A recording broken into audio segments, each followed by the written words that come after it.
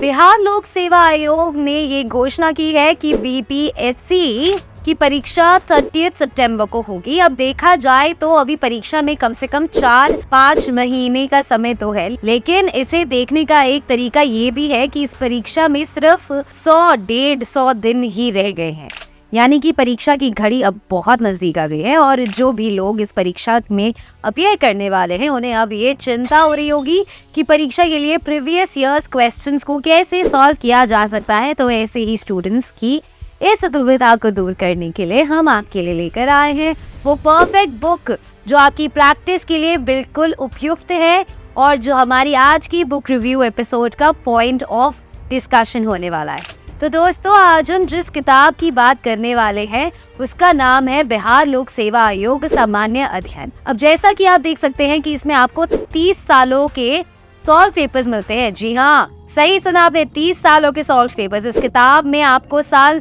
1992 से लेकर साल 2023 तक की सभी परीक्षाओं के सभी सॉल्व पेपर्स मिलेंगे। जरा सोचिए, इतने बड़े टाइम फ्रेम के सवालों को सॉल्व करने के बाद आप इस परीक्षा को पूरी तरह समझ सकते हैं। और तो और आपको इस किताब को सॉल्व करने से ये भी पता चलेगा कि बीपीएससी की परीक्षा में साल दर साल क्या बदलाव हुए हैं और परीक्षा के पैटर्न में भी हुए बदलाव आपको एक ही जगह पर दिख जाएंगे। दोस्तों, इतना ही नहीं, यदि आप चाहें तो इस बुक को अपने रिवीजन के लिए भी यूज कर सकते हैं। जैसे मान लीजिए कि आप क्वेश्चन सॉल्व कर रहे हैं और किसी सवाल को देखकर आपको ये लगता है कि आप इसके बारे में जानते तो हैं, लेकिन आपका कॉन्सेप्ट उसको लेकर पूरी तरह क्लियर नहीं है, तो आपको चिंता करने की कोई जरूरत नहीं है। जब आप उस सवाल के जवाब देखेंगे तो आपको वहाँ उसका पूरा एक्सप्लेनेशन मिलेगा, जिससे आप उस सवाल को अच्छी तरह से समझ सकते हैं। इसी बात से मुझे अगली बात याद आ गई जो इस किताब को बाकियों से अलग करती है, और वो पार्ट है इसकी एक्सप्लेनेशन। पूरी एक्सप्लेनेशन दिए गए हैं जो पूरे रिसर्च के बाद तैयार किए गए हैं,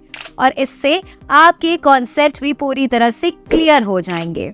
जरा सोचिए कि एक ऐसी किताब आपके सामने जिसमें पिछले 30 सालों के क्वेश्चंस और आंसर आपके सामने है, और वो भी पूरे एक्सप्लेनेशन के साथ। अब मैं आपको जरा इस किताब से पढ़कर समझाती हूँ कि आखिर ये किताब आपको क्यों पढ़नी चाहिए। अच्छा देखिए, साल 2023 में ये सवाल पूछा गया था कि भारतीय कला में स्तूप का संबंध निम्न में से किसके साथ।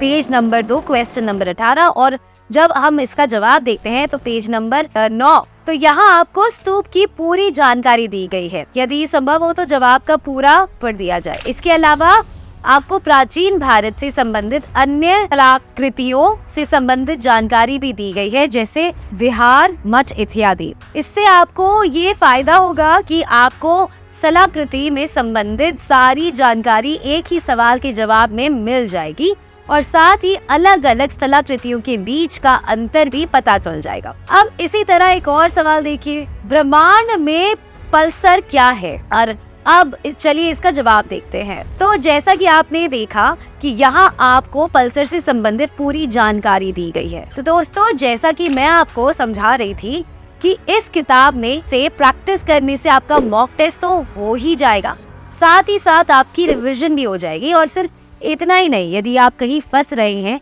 तो सवाल कोई एक्सप्लेनेशन आपके सभी कंफ्यूजन को दूर कर देगी। इस बुक में आपको साइंस के सवालों के जवाब मैथमेटिकल फॉर्मूलाज की मदद से भी समझाए गए हैं, जैसे कि क्वेश्चन 107 पेज 8।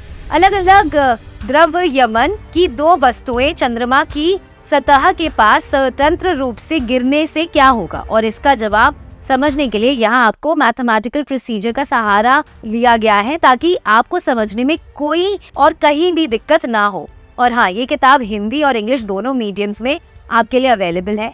तो दोस्तों, देखा आपने कि कैसे ये किताब आपके प्रेपरेशन के लिए मस्ट हैव बुक है, और ये कैसे आपकी तैयारी के कई डायमेंशंस को कवर करती है।